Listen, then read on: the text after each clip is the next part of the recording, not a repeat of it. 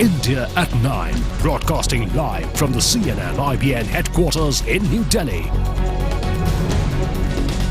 Good evening, welcome to India at 9, your daily destination for the day's top news, stories and the scene behind those stories. Tonight, there's a new twist in the death of Sunanda Pushkar Tharoor. All India Institute of Medical Sciences rejects Dr. Sudhir Gupta's charges that he was pressurized to change the autopsy report of Sunanda Pushkar. Shashi Tharoor repeats his call for a thorough probe. So the question we're raising tonight, facts concealed or internal aims politics at play? Is this really a new twist in the death of Sunanda Pushkar? Stung by price rise, the government decides to bring onions and potato under the Essential Commodities Act. Says state governments must act against hoarding. Our second talking point tonight, which affects both you and I, drought and price rise. How will Narendra Modi's promise of Achhe Din really be delivered? Markets have closed at a record high ahead of the budget. Nifty above 7,700 for the first time ever. Sensex ends over 300 points up following the finance minister's comment on fiscal prudence. Despite the outrage over Trinamool Congress MP Tapas Paul's open threat to CPM workers, his party gives him a clean chit, says it's satisfied with his apology. The Congress and the BJP have decided to support the left's privilege motion against him in Parliament. Goa Chief Minister defends his PWD Minister Sudhin Dhawalkar, says the media is responsible for distorting his comments. Parrikar says bikinis are fine as long as they do not lead to public indecency. Congress says Prime Minister Modi is targeting Gopal Subramaniam for his role as amicus curiae in the Sohrabuddin Sheikh fake encounter case. Government sources claim they do have a say in appointment of Supreme Court judges. The death toll in Chennai building collapse mounts to 48. Rescue operations enter the fifth day today. America's spying on the BJP is unacceptable. The government summoned top US diplomats to register its protest. The Snowden leaks confirmed the BJP was among 6 foreign political parties the NSA was spying upon. And defending champion Andy Murray crashes out of Wimbledon. Murray goes down in straight sets to Bulgarian Grigor Dimitrios.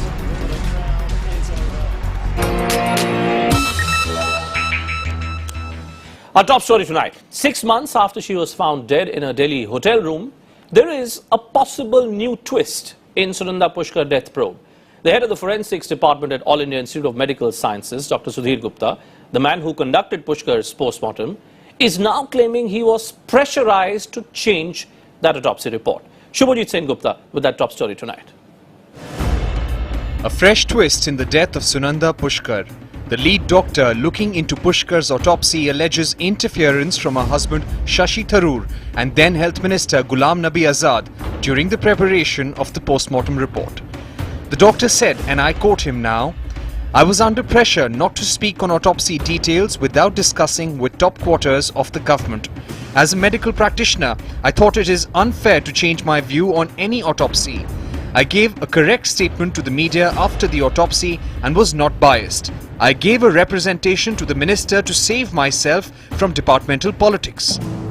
CNN IBN accessed Dr. Sudhir Gupta's affidavit to the Central Administrative Tribunal, where he stated, "It is submitted that AIIMS has deliberately and hurriedly prepared and considered the impugned approval at the instance of its former president with a malified intention to illegally punish the applicant herein for refusing to act unprofessionally in the Sunanda Pushkar autopsy matter." AIIMS was quick to distance itself from these allegations. I think the reaction is very clear that if Dr. Sudhir Gupta has alleged something that he was under pressure from the AIIMS administration, we refute that charge that he was ever under any pressure. Shashi Tharoor too issued a statement, saying he has always cooperated with probe agencies.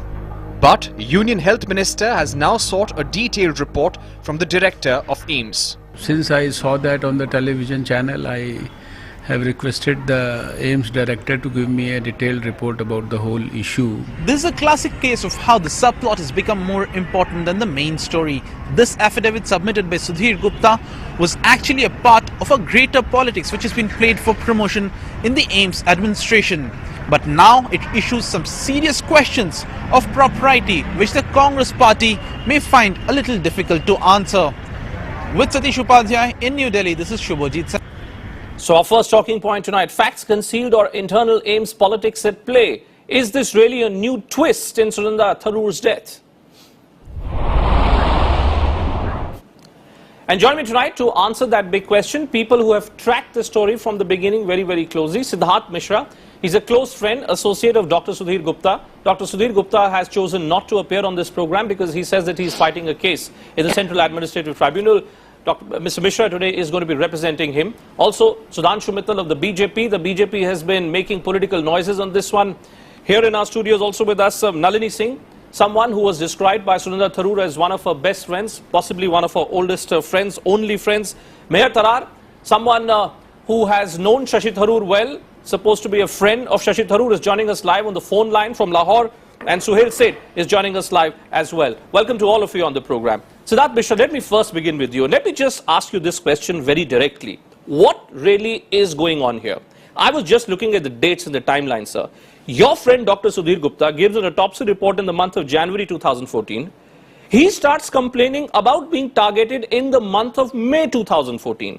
Now, am I to understand that in this interim period from January 2014 to May 2014, Sudhir Gupta was perfectly at ease with All India Institute of Medical Sciences. There was no pressure on him. He was free to discharge his responsibilities. The moment he realizes that he has been superseded, is that the point when he starts thinking that, oh, I have to do something to look after my own interests?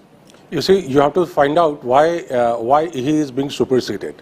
You mentioned about the last autopsy report which he had given. After that autopsy report, if you can recall, there was a report on the viscera which came from the Central Forensic Lab. In light of that viscera report, Dr. Sudhir Gupta was asked to revise his opinion, which he had given earlier. Right.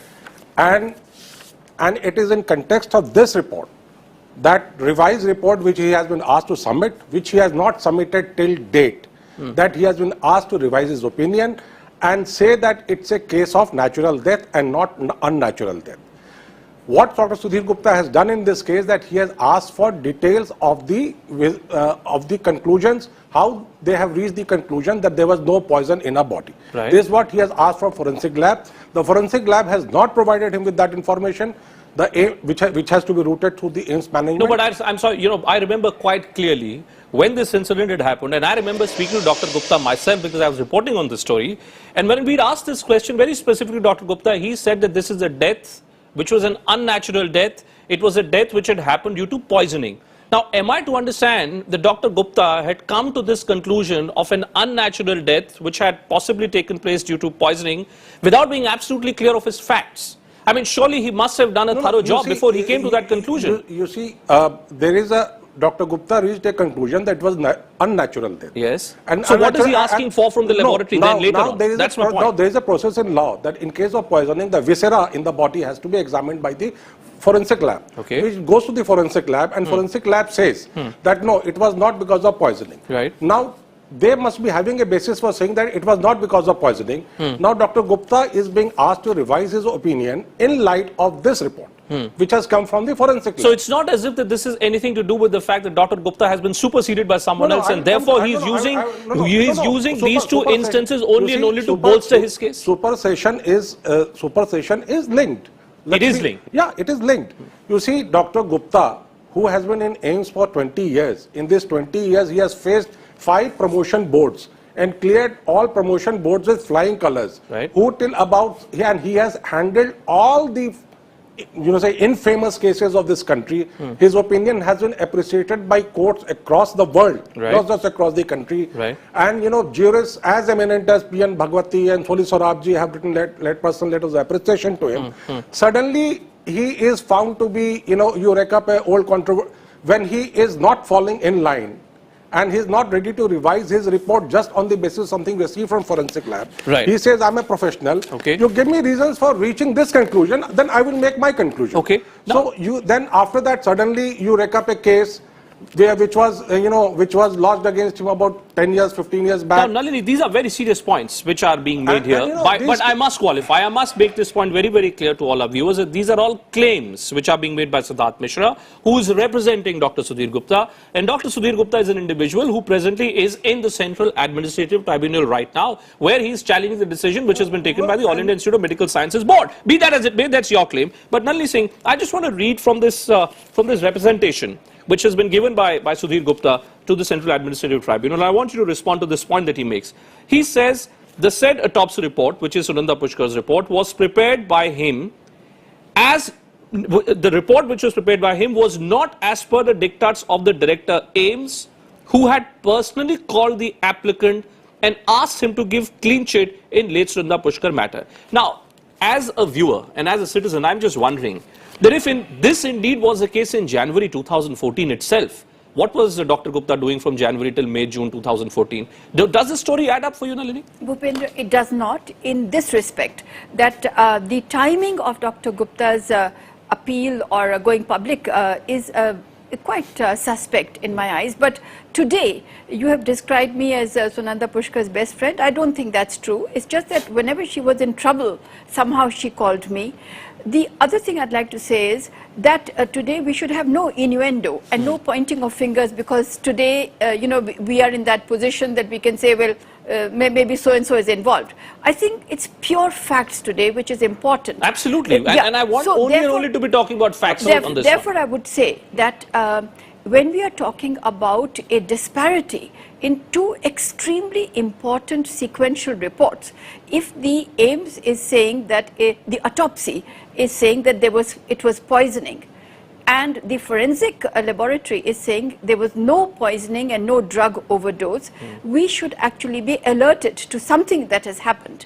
The second thing that I'd like to say is that when you have a question of the death of a 49-year-old, with great respect, with great humility, and with great sensitivity, I'm saying this is not going to be our flight MH370. One goes down, we don't recover from Sunanda Pushkar, we have this. So these are imponderables just now. Right. All I can say is that if you ask me what happened on the night of 16th, 17th, whenever you ask me, I'll tell you about her phone call to me. The point is that there's a separate investigation which is still taking place. Now, neither you nor I are in a position in which we can have a comment on those investigations as well. So did Sunanda Pushkar consume this enormous number of 27 tablets of Alprax?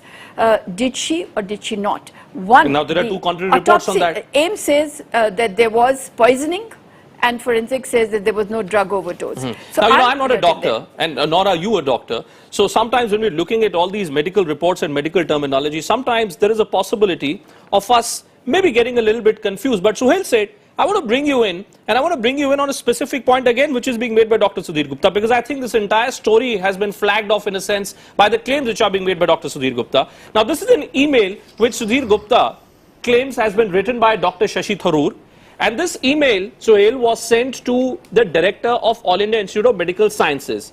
Now, effectively, this email is a medical report. This is a report which has been prepared by Dr. Rajiv Bhasin, who's an individual who had been examining Sunanda Tharoor for quite some time. Now, the claim being made here by Sudhir Gupta, Suhail, is that because Shashi Tharoor got hold of this report and forwarded it to AIMS, it therefore implies that there was an attempt being made by Shashi Tharoor somehow to influence the overall report. Do you buy this? Do you really believe that this was something which is perhaps believable or perhaps was going on? I don't want to mince words. I don't think Dr. Gupta has a shred of credibility left in my mind. Because in January 2014, he sings one tune.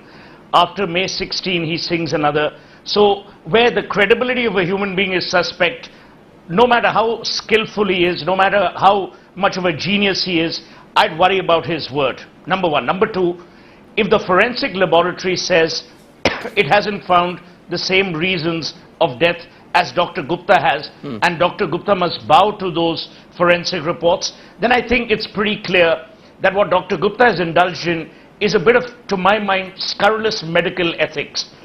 Because you can't have a position one day and another. To answer your specific question, let's imagine if I were the husband of Sunanda Tharoor, and I had a doctor who had been examining her and who was her general physician or whatever. I would obviously share the reports of that gentleman in all honesty. Right. I think Shashi Tharoor has done an honorable thing. You can't blame the guy for sharing a report.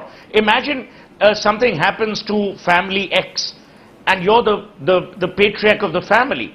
You will dig out all the reports from all professionals who've examined the particular patient and share them with someone else who's now examining the issues of death or fatality. So are you suggesting where's there's a the motive here of illogicality? Dr. Gupta? Are you suggesting this is a motivated campaign of sorts which has been unleashed by Dr. Gupta? No. Look, I'm not here for TRPs. I don't know if it's motivated or not. All I said is that the credibility of Dr. Gupta is suspect. A. B. I also believe the timing, as Nalini rightly said, is very suspicious. Right. And I have a bigger point to make, Bhupendra. And the bigger point is, the lady has gone. Between 17th and the 19th of January, there's been enough media attention. Right. You know, we as a civilized society must learn to respect people who've passed away and must also respect the grieving of families that exist today. Okay. To rake this up, to make this into a political battle, to my mind is silly.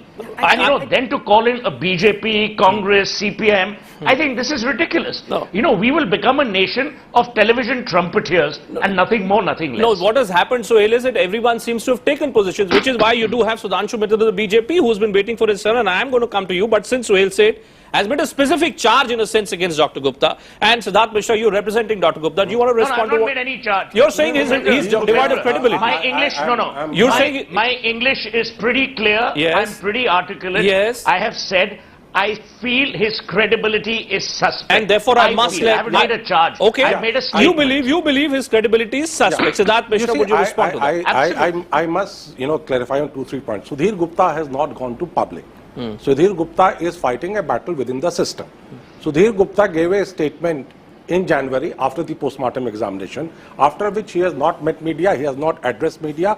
He is working within the system.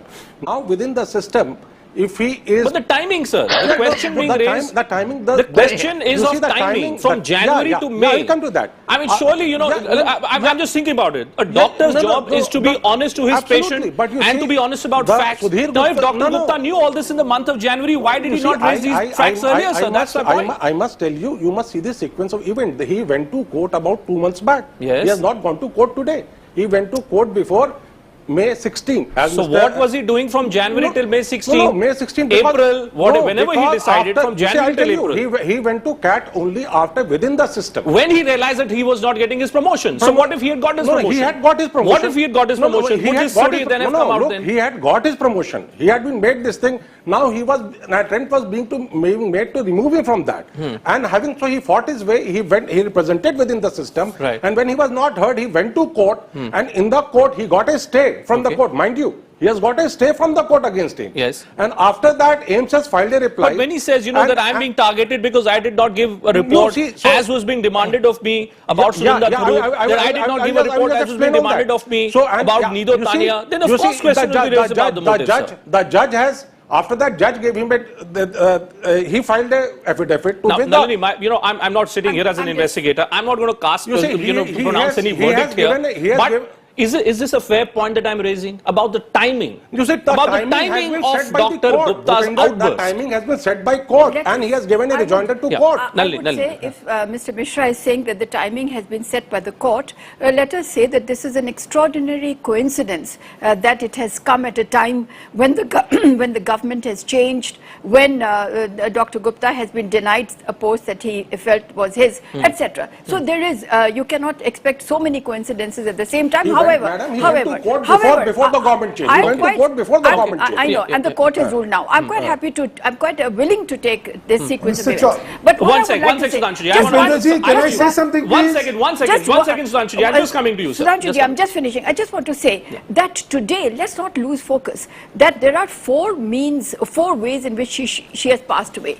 We have to rule out this natural death I think that that is not so. Then there is accident, suicide or murder. So I think the last three are those that still sustain. But this natural death, there was cardiac seizure, now, since you yourself have said that we must restrict ourselves to facts, therefore we will not get into the field of insinuation and speculation. Right. Sudhanshu Mittal, the specific point against you is that the BJP is very quick, to start behaving like Sherlock Holmes. I was reading the statement, sir, which has been made by Subramanian Swamy, your party leader. Sunanda Pushkar had said, and I'm quoting him, Sunanda Pushkar had said she would expose the IPL deals.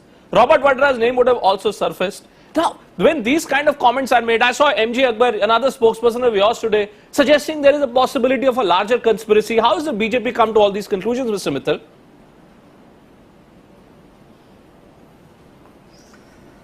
Bhupendra ji, first of all, what is the debate about? Is the debate about the conduct of Mr. Dr. Gupta, or is it is the debate about the death of Sunanda Pushkar in terms of the conclusion about her death? The question is about your party's conduct, there is a doctor That's the question. The question is about your party's conduct. Right now. Just a minute. Just a minute, sir. Yes. Can I say something? Yes. I am raising a few points and then I'll come to the conduct of the party. To me, the issue is very simple. There was a doctor who examined, who did the autopsy, and at that point of time concluded that this is not a natural death, this is an unnatural death. And the Visra is sent for forensic examination. The report comes, he is asking that if this is your conclusion, what is the basis of your conclusion? Right. And then there are events. I'm not getting into the events. I do not want to insinuate that he was victimized or not victimized and this and that. The issue is, there is a death which has raised suspicions. There is a doctor who examined the body and concluded that this is not a natural death. There is a forensic report which says there was no poisoning. So it is a case of investigation. And that's all what is being sought to be No, but you're missing the basic point. I mean, you're missing the basic point, Mr. diverting Mittal. the attention from... No. I'm afraid, sir, you're missing the basic point. The basic point is that Sudhir Gupta has come out at a time when he was denied his promotion. Which is why this entire story has come out. Therefore, I'm asking you, what if Mr. Gupta, what if Dr. Sudhir Gupta would have got his promotion? Would the story then have come out? Does that alter the truth? No, allow me. Sir, you don't know and I don't know what the truth is. No, none of us are police investigators here. Bhupenji, that's what we are saying. I'm not even concluding. I'm not saying this is a case of murder. I'm not concluding. So, for me, it is of no consequence at what time Mr. Gupta says what. Here is a bona fide doubt. And this should be investigated. Okay. That is all what is being sought to be done. So you believe that it needs further investigations? Let's not digress. Let's not deflect the entire. Okay. You believe this needs further investigations? Okay. The truth must. We are all interested in the truth. Okay. We are not interested in what is happening to Mr. Gupta or his appointment. We are not interested in anything. Let me then put. Let me go to Meher Tarar. What is the truth? Let me go to Meher Tarar. If the truth is it is a natural death, then it's a natural death. Okay. If it is not a natural death. Okay, Meher Tarar on the phone line with us from Lahore. If it's not a natural death, then who's responsible? Okay, Meher, you've been listening into this entire conversation. Now tell me, Meher, have you spoken to Shashi Tharoor since the death of Sunanda? And what exactly do you make out of this basic point which is now being raised by Sudhanshu Mittal, that there is a needle of suspicion and we need further investigations? Where do you stand on that basic question, Meher? Can you hear me? Yes, Meher, go ahead. Okay. One, this is a topic I have no inclination to comment on today or ever. But since unfortunately it has become inextricably connected to the story, I would just like to say a few things, even if they are not connected to the subject that is not today. First and foremost, I was not in touch with Dr. Shashi Tharoor the day Mr. Tharoor tweeted to me, or even before that, and we have not been in touch for the last 6 months, ever since it happened. So whatever I say about him, regarding him, or about this case, or about whatever is happening, simply comes from there's this concern about I'm being dragged into things every day. There's some headlines today. Guy has tweeted that I was trying to take Shashi Tharoor away last summer. If we're talking about the story. Okay, Mayor, may I just ask you to hold on, because I think that there is a problem with the audio line, Mayor. I'm just going to ask my producers to disconnect the line and we'll get you back on the phone line, because I want you to give us your comment on that one in terms of where do you stand on that basic demand which is being raised by Sudhanshu Mittal. Suhail said, where do you stand on that one? Do you believe that this requires further probe as is being suggested? I think it's a fair point by Sudhanshu. I made the point earlier in my remarks that rather than conjecture through television studio debates, there is obviously a character issue in my mind on Gupta. There is also an issue with how competent our forensic laboratories are. I mean, if in a simple case like this, if these guys have contrarian positions or are suppressing their consciences respectively, it says a lot about our criminal investigation system. Absolutely. I mean, that in itself is shameful. Absolutely. So, you know, I'm not worried about Sunanda Pushkar. I'm worried about how can I trust the All India Institute of Medical Sciences and the Central Forensic Scientific Laboratory of India to solve any goddamn murder case or any goddamn case of death or any goddamn case of unnatural or natural death. I mean, if these guys are willing to alter reports, doctor their positions based on whether they get a promotion, whether they're in some goddamn central administrative tribunal, I worry for India. And I worry for the medical ethics that some of these gentlemen actually follow. It is not the Hippocratic oath, it is the hypocrite oath that I'm actually seeing unfurl. And so that's what I'm actually worried about. Right, and therefore the question... Sudhanshu is right. Okay. You need closure. But even Shashi Tharoor has said that. Right. Shashi, in a statement today which I saw on your channel, has said that I would like to cooperate with investigating agencies and put this to closure. Look here, whether it is Shashi Tharoor or person X or Y, everyone wants these things put behind them. They want closure. Right. They don't want this thing, you know, gnawing at them. So, you know, let's come to some closure. Obviously, Gupta can't be trusted, neither can the CFSL. Right. So I don't know where we should go. Perhaps, you know, go to Fiji or something like that. Okay. You know, Nalini, to be fair, the fact is that even during the Lok Sabha elections, this entire case of Sunanda Tharoor's death had become a political issue. Shashi Tharoor was accused by the CPM and there were posters which had come up in Kerala.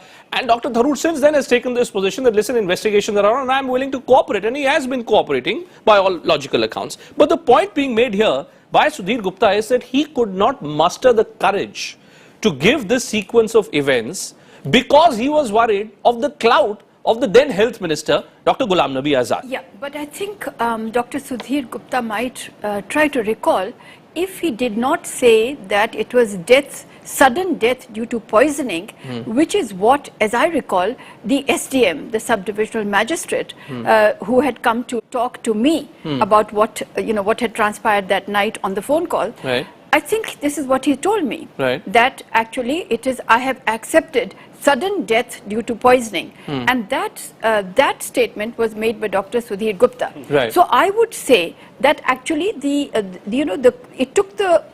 by Dr. Gupta, it took the right course because the SDM, as long as he was handling this, he came out in public and said sudden death due to poisoning, coming from Dr. Sudhir Gupta, so he accepted the AIIMS version. Right. What happened later is of greater worry than what Sohail Seth says about our forensic and other laboratories. Is that it was taken by the Delhi police. The Delhi police allegedly gave it to the crime branch. Right. The crime branch apparently gave it back to the Delhi police. Right. So there the file sits. You believe that's where the story really seems to have changed, and that's where some new questions have cropped up. Do you know, I think that if you're talking, if at all, and I said no innuendo, but if at all we know our system, there's going to be pressure. There will be internal intra-AIIMS pressure at the AIIMS, and I don't know about that. But you and I are familiar with the pressures on the police, the crime branch, etc. Sure. So I think the story should also be investigated. Okay. How come that today we are in July, the death of a 49-year-old bright, vivacious woman takes place in mid-January, and today we still are saying that... May I just go back to Meher Tara, Please. because Meher is back on the phone line, and hopefully this time the phone line is better. Meher, I'm assuming that you can hear me loud and clear. Just wanted you to come in on the points which are being made by all our panelists here, that this is, some of them at least believe that this is a case which requires further investigations. Do you believe the last has not been said yet on the death of Sunanda? As I said, I would like to say a few things. Go ahead. I have not been in touch with Mr. Tharoor since this happened, or even before that. Right. So it has nothing to do with how what I say is going to affect him. I don't know what's happening in his life, and it doesn't really concern me to the extent that I would want to say something to affect whatever is being said about him. But incidentally, everything that is said about this case in another country about a woman I had never even seen. So it affects me directly. When one of your BJP BJP politicians come on Twitter and ask that 2 people should be arrested, and then her. So who's this her if he's not talking about me? So I will be arrested for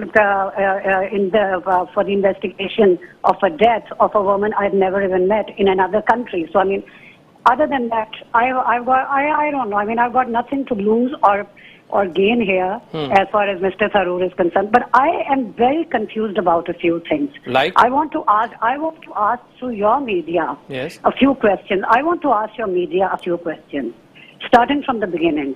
I mean, why a very high-profile couple embroiled in a very public controversy would exacerbate things further instead of letting it cool down by, fighting more or, as the insinuations go that maybe there was, there was some violence or something and so on and so forth and the worst possible scenario that, she was killed. Okay, then, and 2, why the assumption that there has been no police inquiry? I'm not in touch with Mr. Tharoor, but I am in touch with people around him. Yes. And people who are friends with people who are Which friends is why with I wanted you to come on the program tonight. Yes, I have been told that there has been a police probe that has been going on constantly since January 17th, and no clean chit has been given to Mr. Tharoor.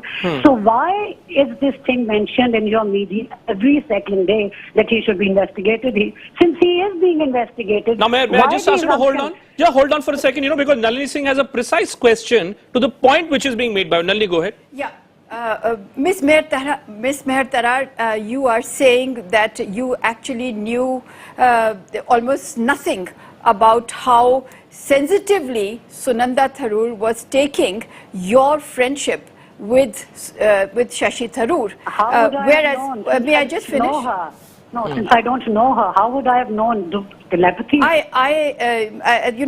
Sunanda Tharoor was an extremely public person. Exactly. And also, so incidentally, I was not. That is something also, people have very conveniently forgotten. Just because I knew somebody virtually and just because his spouse decided to go on air and go on Twitter and decide to talk about me, it had given it the entire 1.25 population of India to keep saying things, including you, your statement today, which has been retweeted and which is going viral on social media, even though I've stopped tweeting for the last few days, that Shashi Tharoor, she feared that Shashi Tharoor would be taken away from him by Meher Tarar. No, let's come back. Let's come back to the facts. Let's come back to the facts. I just want to tell you, how would I know what was happening in the lives of 2 people, one of whom I had never met, and the other I had met last summer? How would I know what was happening in their lives? Please tell me about that. How would I know? Okay. Nalini is responding quickly, then I want to move on because I don't want this to be a personal issue now. Sure. I just want to say, Meher Tarar, that in the last call that she made to me, it was all about yourself. And it was how distressed and aggravated she was. I just want to point it out to you gently. But I also want to tell you, it's not possible that when she tweeted to me, that she was not even in touch with Mr. Tharoor. Okay, now we must. Let's not make this personal. Should I say it on oath? Let's just hold on. Say it on oath that the last time I met this person was last summer in a public place in front of hundreds of people. And okay, but I just want to come back to the case. I just want to come back to what's happening right now. You're not being accused.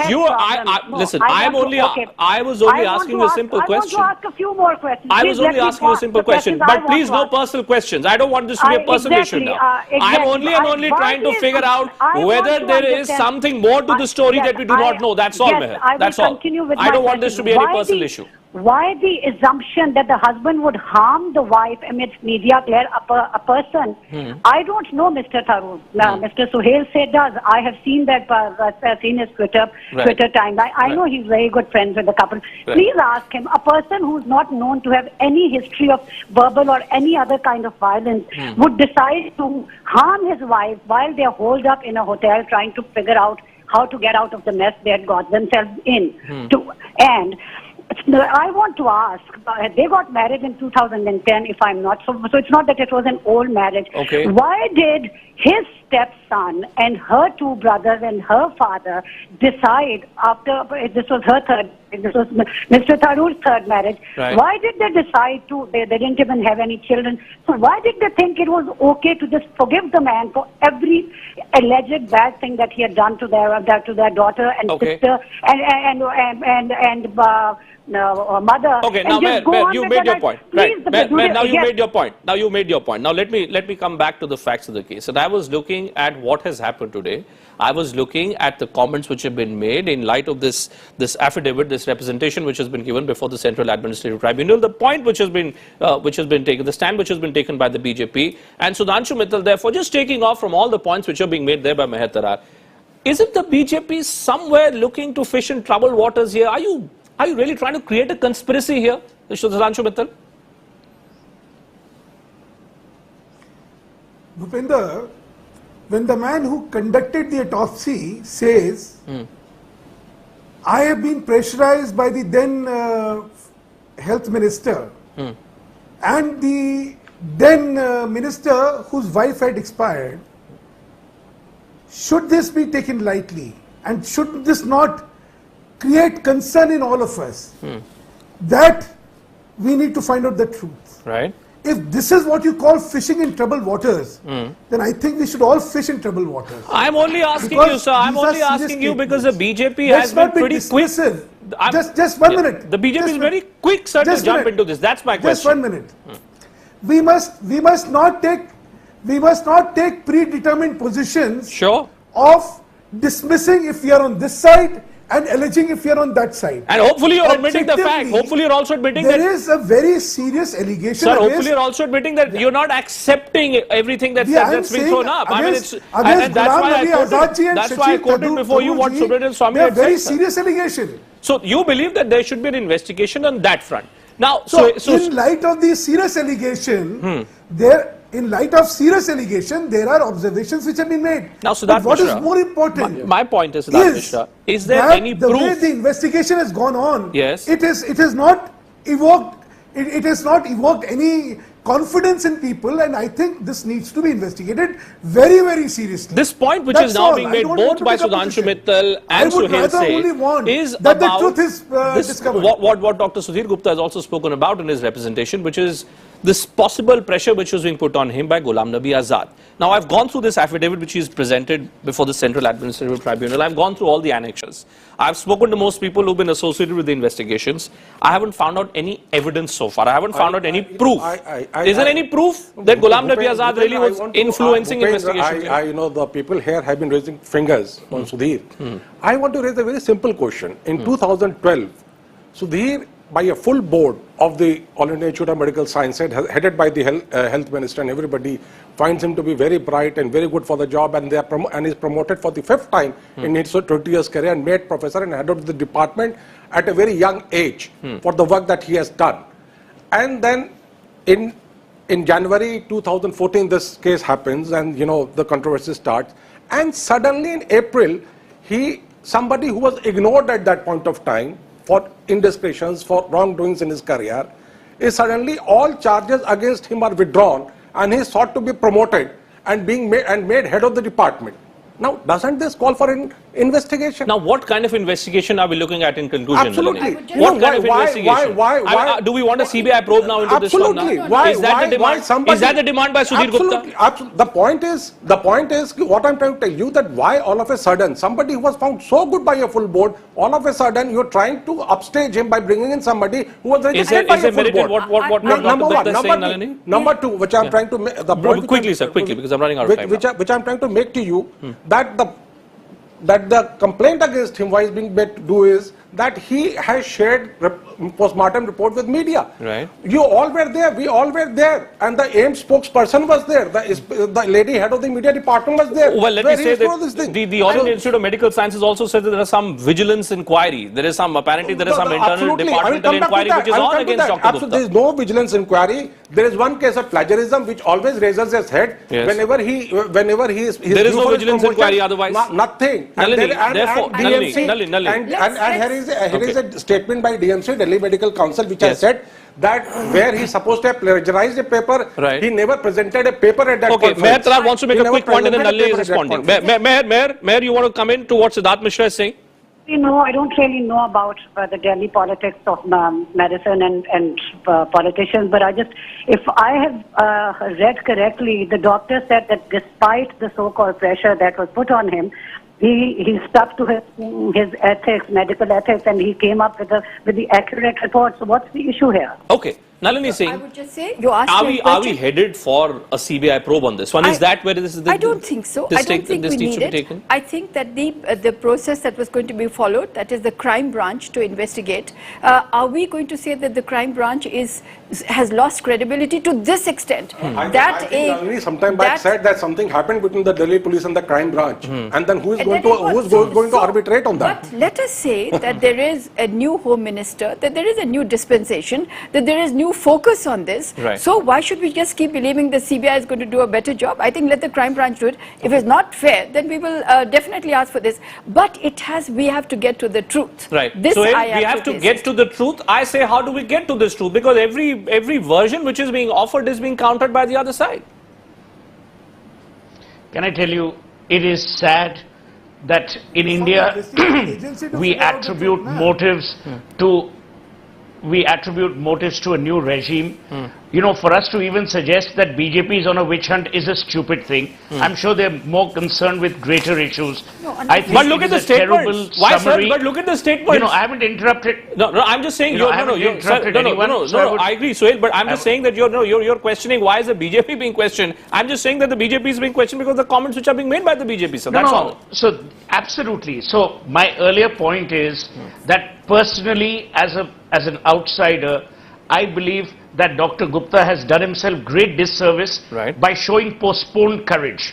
If he was courageous, on the day there was a phone call from Ghulam Nabi Azad, he should have gone to the courts and he should have gone to the media. You know, Mr. Mishra, I'm not interrupting you. Go ahead, so I would suggest that we maintain certain decorum. Mr. you are stating a wrong fact. He went to court much before the poll results came out. Okay, Suhail, I'm not talking about the poll results.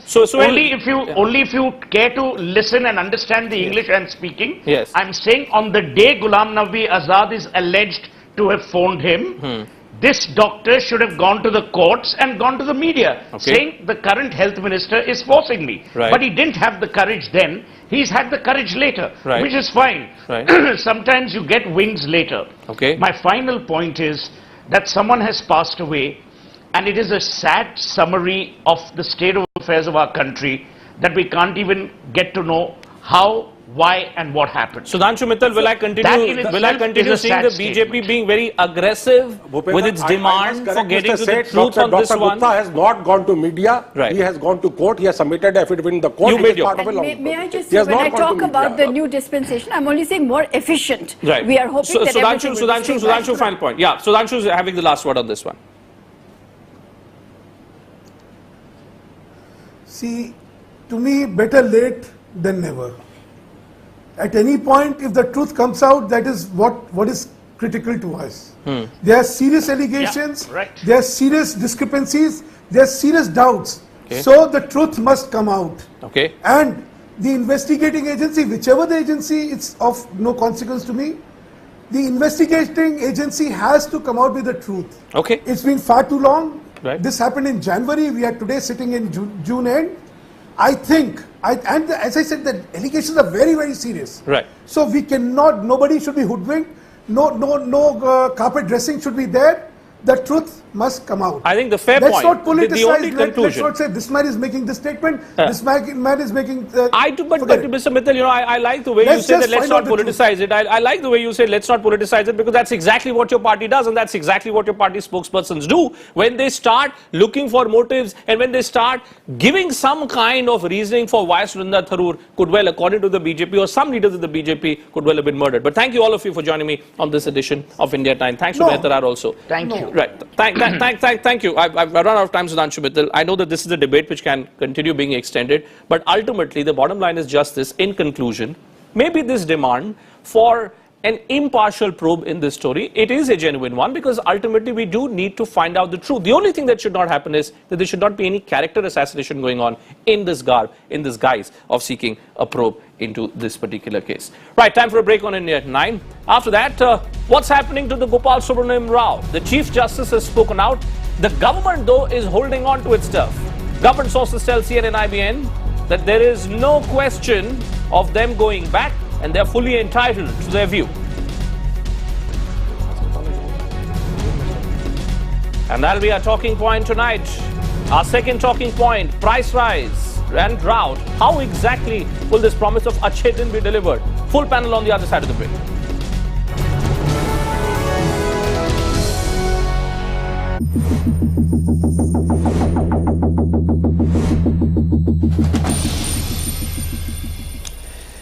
What was the catchphrase which was unleashed by the Modi government during the election campaign in 2014? Bahut hui mehengai ki maar, ab ki baar Modi sarkar. What's the reality then? Since Mr. Modi has come to power, it seems mehengai ki maar seems to be bettering Modi sarkar. LPG price raised by 16.5 rupees per cylinder. Delhi, that works out to around about 922 rupees and 50 paise, up for 906 rupees. What about petrol prices? 1 rupee 69 paise per litre. That means if you are staying in Delhi, you will end up paying 73 rupees 58 paisa. Then what about the other essential products? Diesel price up as well, 50 paise per litre. Again, you get that comparison if you were to be living in Delhi. We've just given you the examples in Delhi. Of course, it will have its impact in other states as well. Sugar price, and this to my mind was a big one.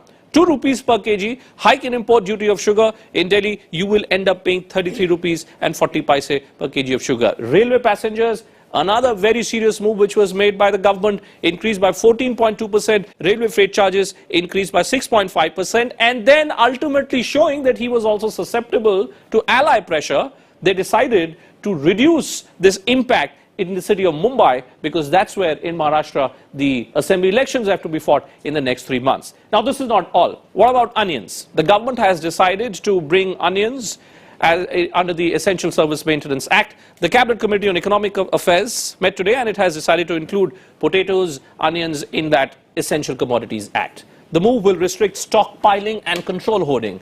The stock limit on onions and potato will remain for 1 full year. The statements will decide on stock limit for onions and potatoes. हम देश को यह आश्वस्त करना चाहते हैं, panic करने की जरूरत नहीं है। जो भी आवश्यक कार्रवाई होगी कर रही है, और हमारी सरकार कीमतों को कम करने के लिए कटिबद्ध है। And there were reports that the latest crop had been damaged because of some would have been damaged, but yes, I don't say that the stock position is critical. And this onion thing, when was this removed from the Essential Commodities Act? When was this? मेरे ख्याल में 99 से 2004 तक ये था। बाद में बताया गया कि शायद इसकी जरूरत नहीं है, जहां मैंने सुना है, और शायद इसकी परिधि में आ सकता है, नहीं आ सकता है। इसको लेकर विसंगति थी। There was a state of confusion also. Today's our second talking point tonight. Drought and price rise. How exactly will Narendra Modi's promise of Achhe Din be delivered? And joining me to answer that question, Ajay V. Jharkar is in our studios. He's the editor, Farmers Forum, and President, Bharat Krishak Samaj. KJ Alphonse representing the BJP, and hopefully he will have some kind of an idea in terms of how this Achhe Din promise can be delivered. And Sanjay Jha, over the last few years, who has been taking questions on why prices were rising, today is in the happy position of asking the BJP in terms of why prices are still rising. Prasenjit Bose, left economist, joining us from Kolkata, and Shankar Iyer is in Mumbai, author and economist. Welcome to all of you on the program. Let me first just begin with you, KJ Alphonse. There are two sides to this debate. There is the economic side and there is the political side. Let me first deal with you on the political side, because I'm just looking, sir, at the kind of statements which are being made by your present Prime Minister, country's present Prime Minister, Mr. Modi, all the way up to March 2014, when the last petrol and diesel price hike was announced. Look at the statement which was made by Mr. Modi.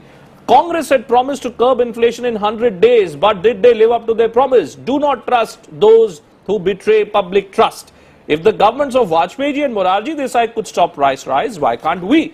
Now, Mr. Alphonse, you happen to be in power, and you've been in power now for what? For over a month now. I've just explained to our viewers all the decisions which are being taken. I do not see any difference in the strategy being adopted by the Congress and the BJP. The Congress, in any sense, was feeling that its hands were tied because there were so many allies in the government, and therefore they could not take these kind of steps which are being taken? Are you thinking of the common man? Are you thinking of the Aam Aadmi, sir? See, we have been in power, I think, for exactly 36 days. Yes. I think Modi government has done a fantastic job in terms of setting the country on a direction. The country was derailed for the past 10 years, directionless, had no clue. The Prime Minister, the Council of Ministers, nobody had a clue what was happening. Today, in exactly 35 days, we have a direction. The entire Secretariat, The direction is of inflation, sir. Yeah. The direction is that over the next year at least, every citizen in this country will be forced to pay more. Now that's the direction. Today, are you admitting that that's the direction? That there is bound to be a round of inflation? Before I came to this discussion, I went to the market. Yes. And I found out what was the price of vegetables. We are talking about vegetables here. Today, tomato is selling at 5 rupees a kilogram, while it was selling at a much, much higher price last year in the market. That's only in the retail. You're talking about the retail stores. You're not talking about I'm the talking open about stores. retail. Today, all the other vegetables, in fact, bitter gourds, peas, chilies, all these vegetables, other than what you talk about onions and potatoes, they are selling at a much cheaper rate. I don't know which store you went to, you know, because I also do my vegetable shopping myself, and I can tell you that these are not the prices that you are quoting. I do it myself. Here is a farmer sitting here. Yes. He is coming from Punjab today. He can tell you better. I went to at least 3 stores today where the price of vegetables, other than for onions and potatoes, is much cheaper than what was last year. I am somebody who shops for my house, so I know the actual prices. I'm just not a politician and a bureaucrat. Sanjay Jha, do you want to respond to what is being suggested by Mr. Alphonse here? Is the story the same in Mumbai also? Mr. Alphonse, if his view is to be believed, he believes that prices of vegetables have come down. Now, I'm asking him to give me the address of that shop. I'd like to go there and start buying my vegetables from there. No, Bhupendra, don't waste your time. The government has an index of releasing the wholesale price, the retail price and the food inflation, and we'll have to take that and trust it more than some store that the BJP spokesperson has seemingly visited with some great results for himself. The truth of the matter is that, you know, this government has been going on and on about hoarding. The truth, Bhupendra, is that if a government wants to contain inflation, it has to focus on the supply side right away. This is what we were trying to do, but the supply side takes time. But Mr. Modi and his entire BJP party during the campaign that you covered, and you will know all the speeches that were made it appear that solving inflation is like a magic wand that Mr. Modi and the BJP are concealing in their kurtas, that the moment they will get into government, they will just kind of switch it around and crash will go the prices. Now the reality is hitting them in their face. You know, suddenly everybody is talking about the Iraq crisis aggravating crude oil prices, contributing to current account deficit and making it inflationary.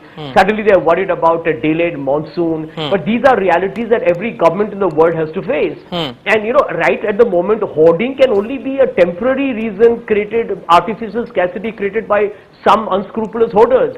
Why doesn't the BJP demonstrate its will to take on the hoarders in Madhya Pradesh, Chhattisgarh, Gujarat and Punjab, where clearly there are hoarders there as well.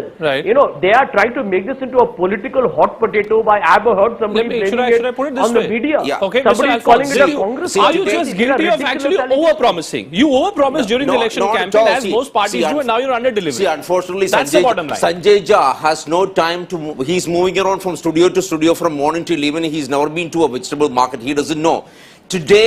Yesterday, Tuesday, Delhi government brought to the market 1,200 metric tons of onions. I really want to come with you, on this vegetable shopping spree. I'm talking about. I want to buy tomatoes at 5 rupees. I'm talking about the supply side. 1,200 tons of onions we brought to the market, which was excess. We brought 1,299 metric tons of potatoes to the market, which was excess for Delhi market. And therefore, we are dealing with the supply side. No, I mean, I find this quite intriguing. No, I'm talking about figures. Prasenjit Bose, I'm also looking at figures. Prasenjit, there were 6 cycles of onion price rise in the last 9 years when the UPA was in power.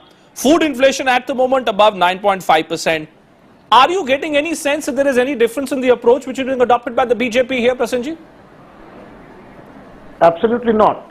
In fact, I find what the BJP spokesperson is saying, I think he is, in some Alice in Wonderland kind of situation. I mean, what all he is talking about? I think that the basic, we have to address 2 core issues here. First of all, does the BJP have any strategy which is different from the Congress to address the problem of inflation. Because despite what Mr. Jha is saying, the fact of the matter is that the UP has failed. And I think the UP has failed because what Mr. Jha is saying today, that it is a supply side problem that the government never realized when it was in power. So they kept on trying to compress demand, and finally they lost the battle on the inflation front. Right. Now, how does the BJP want to address the supply side bottlenecks that is today creating a crisis? Right. Let us admit that there is it has hit a crisis proportion. Hoarding is only a tip of the iceberg. We have a supply crisis in our country. Number one. Number two is we are also living in a very hypocritical, society, where on the one hand we, rave and rant against subsidies. So if you do not want to give subsidies, then railway fares will go up, then fertilizer prices will go up, then transport costs will go up, then freight charges will go up, then LPG prices will go up, then diesel prices will go up, petrol prices will go up. And if all these input prices go up, then your general prices will also go up. So you have to bring some rationality back into the discourse. Right. That subsidies are important in the economy to stabilize certain essential commodity prices and input prices, especially agricultural input prices. Okay. I think that the BJP, first of all, has to come clean. It has promised the moon to the people.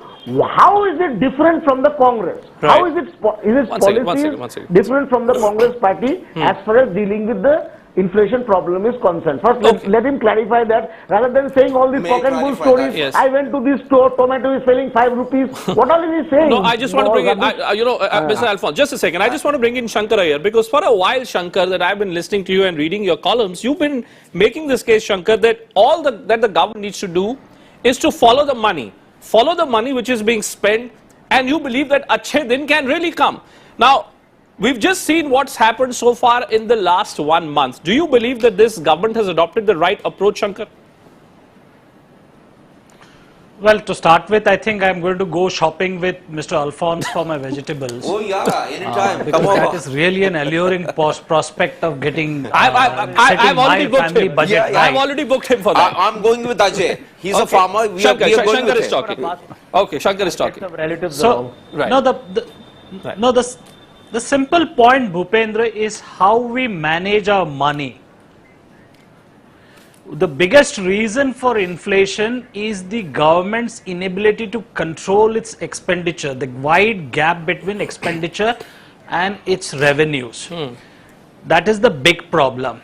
Where it gets when it gets its incomes and its revenues, it has no real control over what it should be spent and what it should not be spent on. And when it does spend on something, we don't know whether it reaches the beneficiaries or not. For instance, a quick figure: every year the central and state governments together spend roughly 7 lakh crores on social sector programs, health, education, the works. And yet every few years we find ourselves sliding down on the human index that the United Nations puts out. So where is this money going? Classical definition of inflation is too much money chasing too few goods. Right. The Indian definition of inflation is too much government and too little result. So here's the thing that this government needs to understand, stand up and accept. Right. I mean, say that there are big problems, there are structural issues we need to fix and roll out a timetable. I mean, the problem with vegetables, whether it is tomatoes or onions or potatoes, is exactly what the problem was with milk in the 60s and 70s. Right. So milk used to travel from villages to urban centers. There was fluctuation, hoarding, spikes, scarcity, the works. Right. Same story with the vegetables. It travels from villages to the urban centers and there is a price hike. What is the lesson that we've learned from the Amul success? That we need to create a supply chain end to end.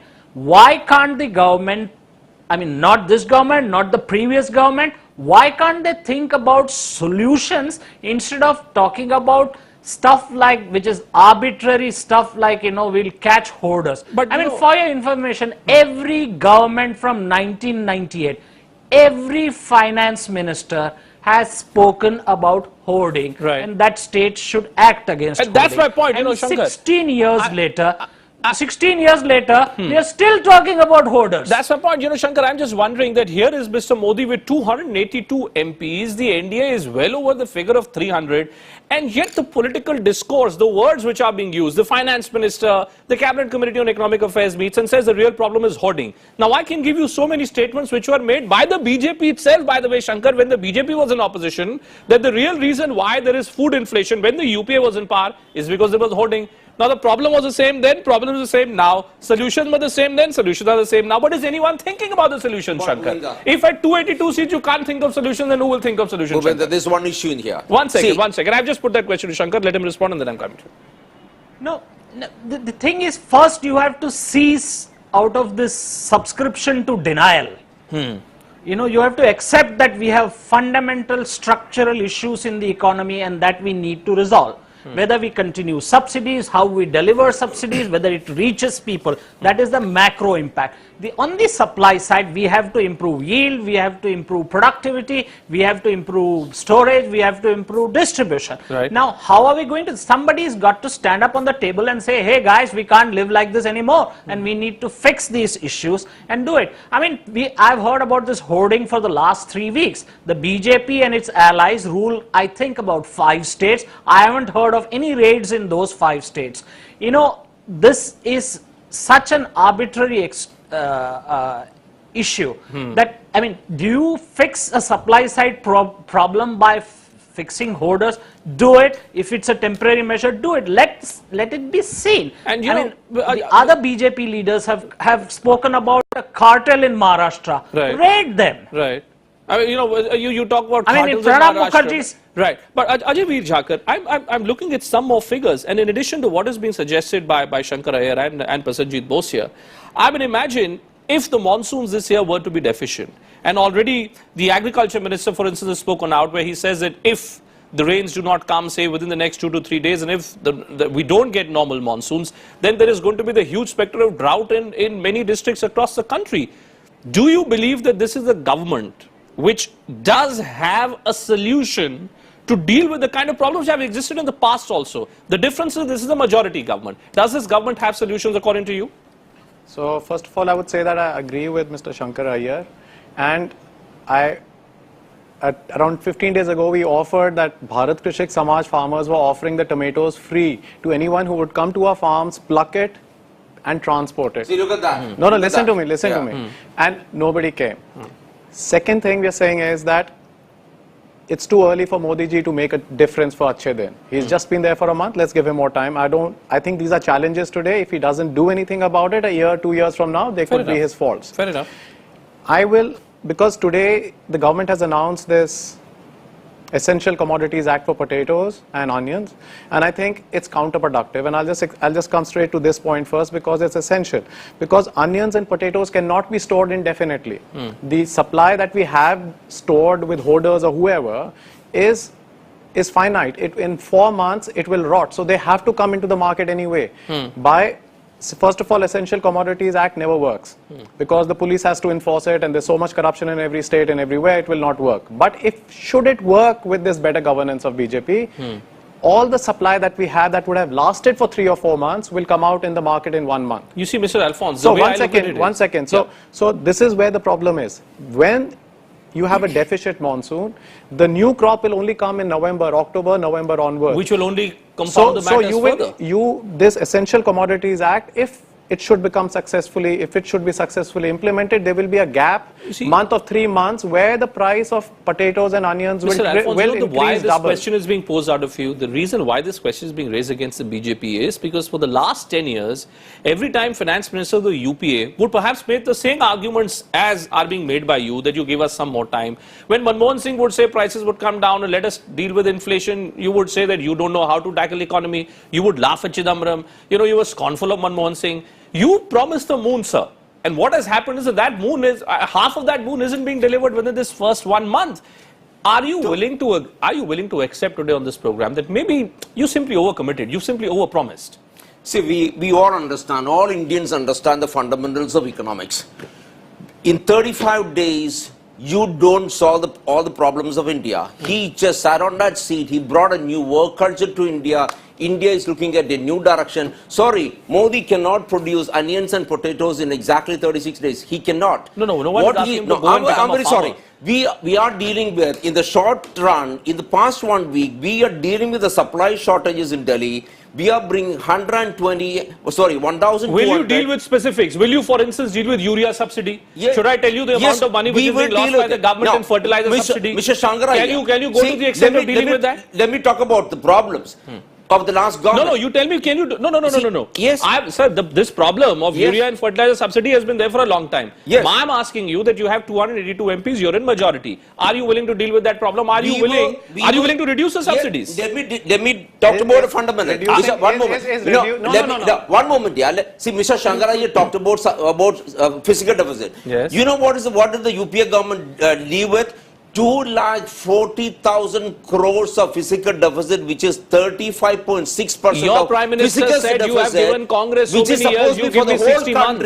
Which is supposed to be for the whole country, was spent in the first 2 months of this year. Said you give me 60 months. Now I'm seeing 1 month is gone. Yeah. And you're accusing me of being in a hurry. Sorry. I'm not being in a hurry. I'm only trying to make you realize the kind of promises you have made. See, so maybe time is running out for you, sir. Hopefully the BJP is aware of this time is running out. 60 months, 1 month. We are there for 35 days. We are going to keep our promises. We are going to keep our promises better than anybody else in the world. Better than anybody in the world is done. Sanjay Jha, do you buy that? Sanjay Jha, is this? I remember Sanjay Jha, how many times you would have been in KJ Alphonse's chair? When the UPA was in power, and I would hear precisely the same argument. Now you may smile today, Sanjay. But isn't it, what does one make out of the situation then? No, 1 second. Sanjay Jha ji, just give me a minute. Just give me a minute. Sanjay Jha ji, listen to me. We've had 10 years of Congress and nothing worked, right? Right. Now we have a month of Mr. Modi and nothing seems to be working again. Nothing seems to be working. So listen to this. That's the sad part. Listen to this. I don't know who they're talking to. Only 1% of potatoes are exported and they have a minimum export price for the potatoes.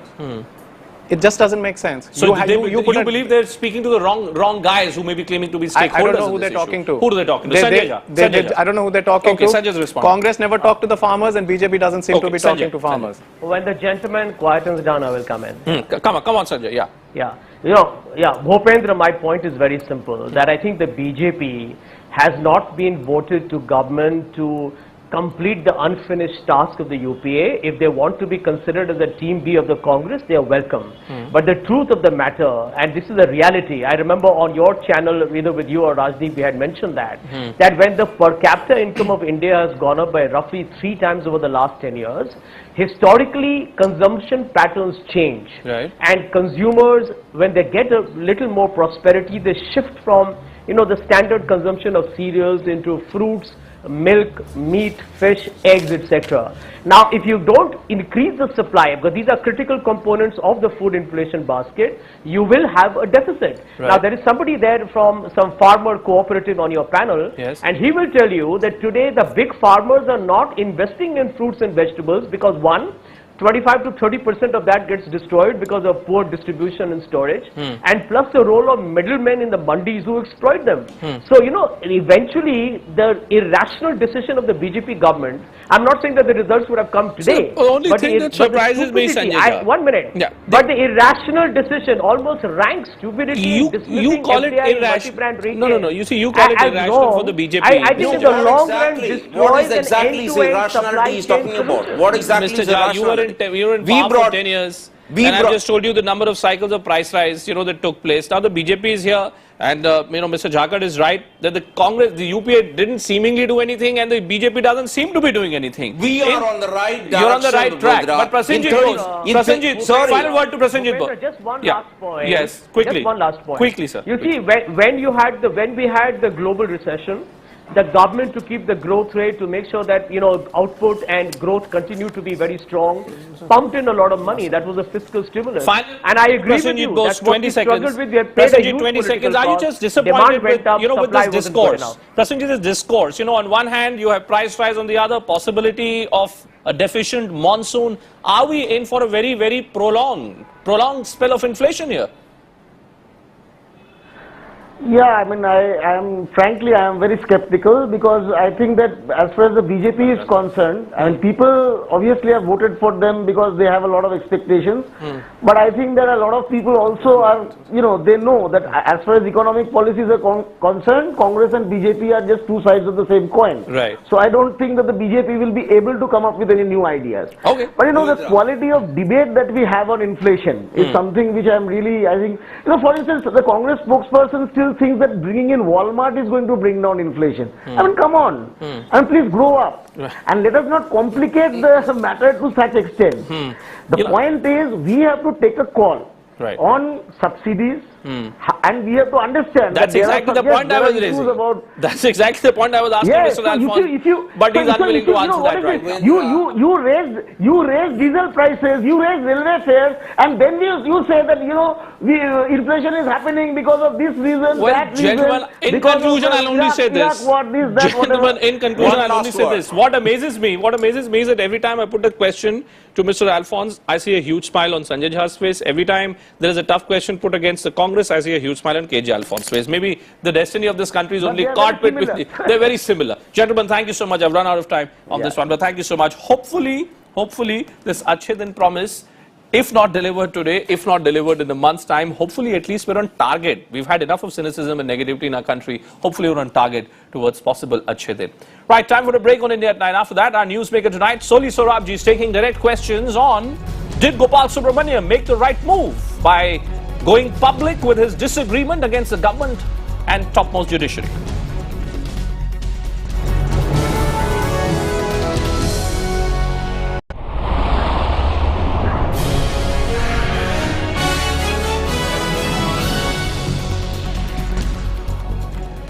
Welcome back. Let's now turn our focus to the other big story which has been developing over the past few days. The Chief Justice's criticism of the government handling of former Solicitor General Gopal Subramaniam's nomination as a Supreme Court judge. Now, this is what has happened so far. What we've learned from our sources is that former Law Minister Veerappa Moily is being accused of having done something similar. He's being accused of having reconsidered the name of Justice C.K. Prasad. Government sources also telling us that Gopal Subramaniam had resigned on his own and therefore the government was simply helpless. They say that they couldn't have done anything whatsoever.